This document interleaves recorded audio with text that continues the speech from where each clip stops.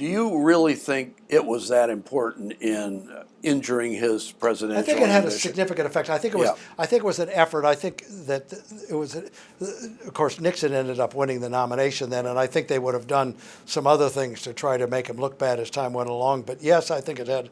I think it had a significant effect. Little things then. Politicians today can say a lot of different things. It doesn't seem to make as much difference.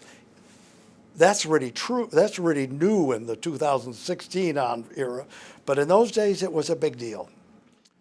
What about, I'm just trying to think, his campaign in the fall in New Hampshire? Where did he finally announce he wasn't going to run again? Did you know in advance I think he was going to do it? he announced. I think the primary was in early January. He announced late in the year, and I was with him. I was actually in New Hampshire. He decided to drop out, that it didn't make sense. He wasn't going to win, and he felt that he needed to. And Nixon was likely to win, and he felt that to give him the support that he needed to get out and not make a big deal out of it. So anyway, he dropped out at that point.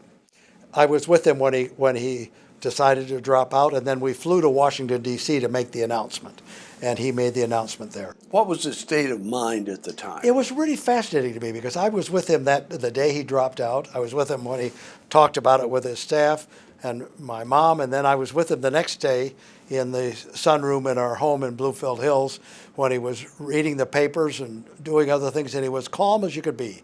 He was the same person before as he was after.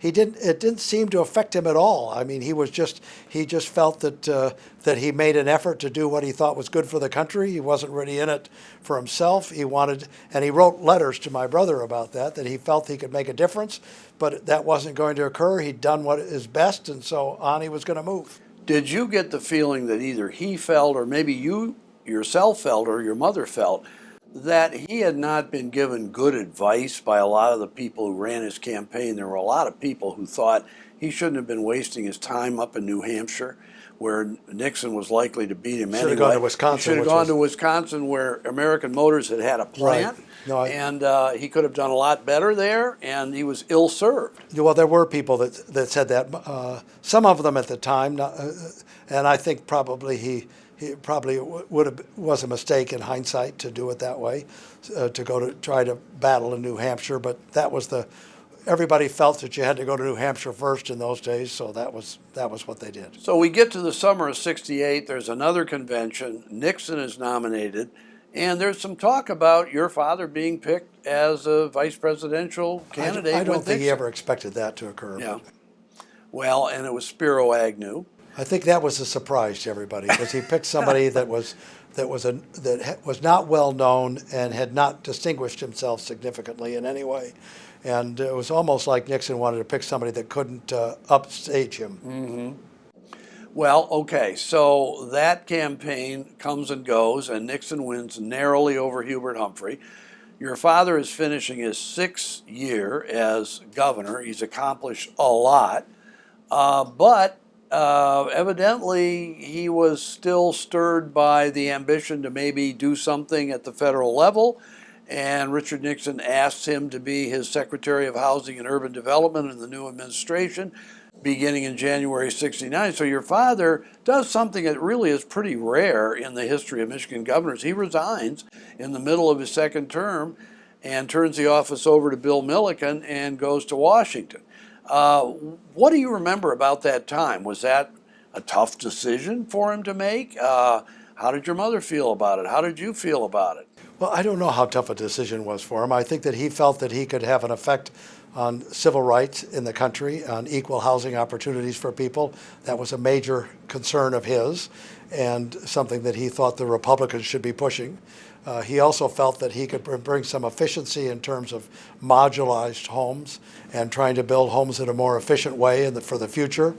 And so he felt that he could make a difference in doing that. So he took that job. So how did he feel about having the job as HUD secretary during the time he was there and after it was over? Do you think he had a feeling of real satisfaction? Or by the end, did he decide, you can't really get as much done here in Washington as you think you can going in, and I'm a little bit disillusioned, and I'm just going to pack it in and get out of politics. Well, he and was there for the whole 4 years Right. of the first term of Right. Nixon's presidency, but he early on felt that he was being thwarted in terms of doing the things he wanted, and that the White House really controlled things.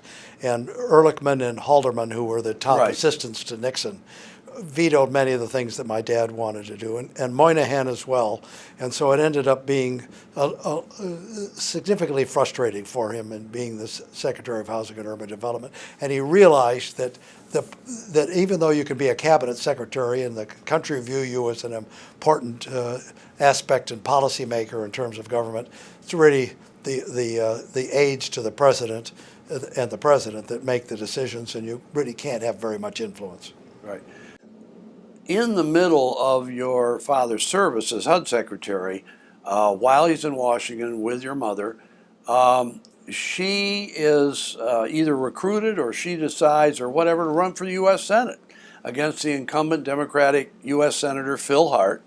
What do you remember about that? Was that her idea? Was that your father's idea that she would be a good person to do this? Was there impetus to do this from outside the two of them, from the party or from somebody else?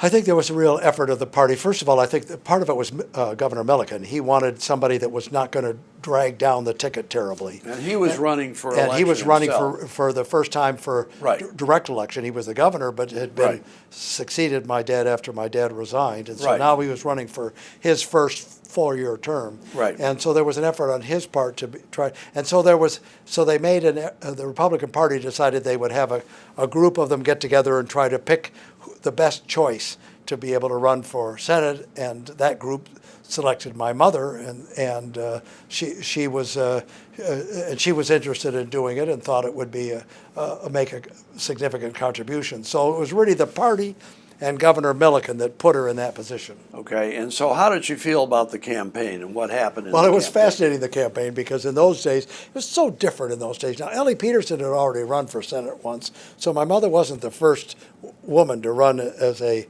Republican woman for Right. the Senate.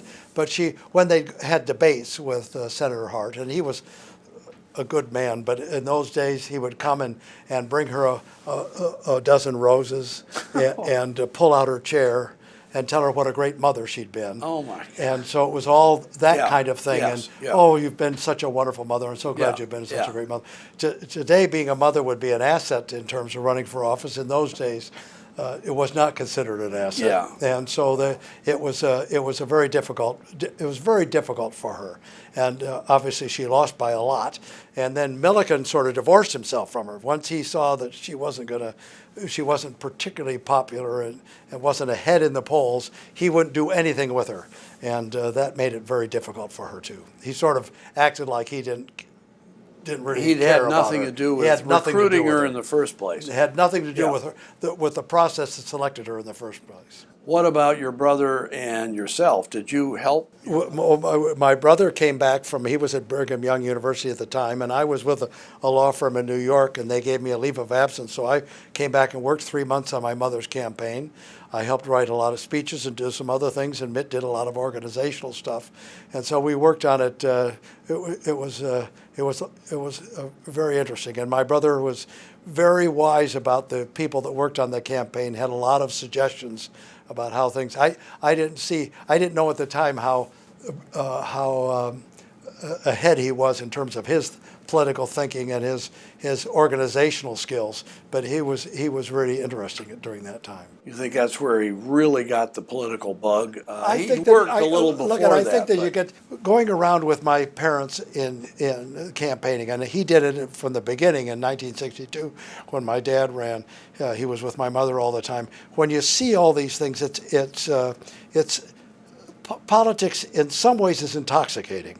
Because and you know that it's fascinating, and to think you can make a difference and improve people's lives is even more intoxicating. So it becomes something that you really would want to do. Now, my dad always felt that before you go into politics, you need to be able to be successful in something else, so that you have a background. So for two reasons. One, so you're not financially in need of the job. So you can say what you really believe without worrying about whether you're going to win or lose, that you don't have to say something that you don't believe to try to win. That was important to him. And secondly, so that you're financially independent, again, so that you don't have to rely on the job. And so it was a big deal to him to have, and also have experience in private life, so you know what's going on in the country and understand what happens and what's important. And so he believed you need to be out in the private sector first before you run for public office. So, but it was going around with the people and seeing other people run for office and what they did and how they did it. We saw a lot, learned a lot, figured out a lot of things that happened, and it was fascinating. Well, Richard Nixon is reelected in 1972, but your father says, I've served one full term and that's enough. And he resigned. He never sought political office again. And I'm just curious, the last 2 decades of his life, what did he involve himself in? He was majorly involved in volunteer activities. He believed that volunteerism was really important in our country. He said money is important, but more important are people helping people. And so he worked very hard for the Volunteers for America. He was helpful in putting together organizations to promote volunteerism. And as a matter of fact, that the Points of Light under George Herbert Walker Bush was something that was then merged with another organization to make Volunteers Right. for America. He was a huge proponent of that, and he's talked about it to us all the time. What other anecdotes can you tell me about George Romney and his activities, things he said, things he did, his relationship with you, for instance, as a father? What kind of a father was Well, he was an incredible father. Let me talk about that in a second. But when he was a young boy, it really affected us a lot about his background. That he came from such a poor background. His father going broke 5 times, and he told us the story that when he was a young boy, his father came. The only Christmas present they got one red flyer sled for the 6 boys and 1 girl, and they each got an orange. That was what they got for Christmas. So, and those stories made a difference to us in terms of being able to accept other people and understand where people come from in this world, and that it doesn't always end up easy for everybody. But his love affair with my mother was a huge impression on all of us, and his affection for her and his kindness to her and her kindness to him was a huge aspect of our lives and of our upbringing. Our father would pray with us every day. He'd kneel down and we'd have family prayer and he'd pray with us. That was a big deal.